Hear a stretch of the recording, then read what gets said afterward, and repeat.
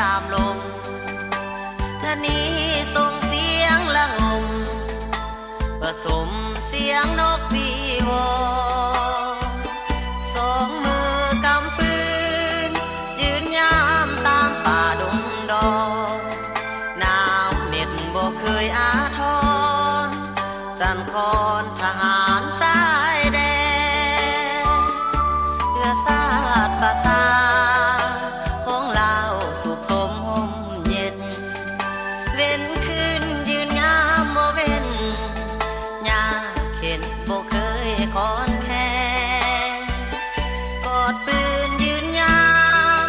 เรียกตามจุดหมายสายแดนหัวใจเป็นสุขเหลือแสนเมื่อสายแดนสิ้นภัยคุกคามบางวันสวรรค์ท่านบ่เป็นใจ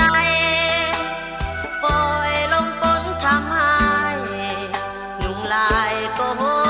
มกระหน่ำเปียกชื้นทั่วกาย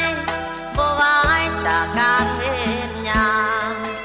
บางวันอาบเหงื่อต่างน้ำยืนยามเฮ็ดตามหน้าที่ลมหนาวโบกมานกกาตะลาบินจรเลไลส่งเสียงออดอ้อนอาวรณ์คิดถึงคนดีทหารสายแดนทวงแฟนอยู่ทุกนาทีจดหมายจากน้องวันนี้พอมีกำลังแห่งใจ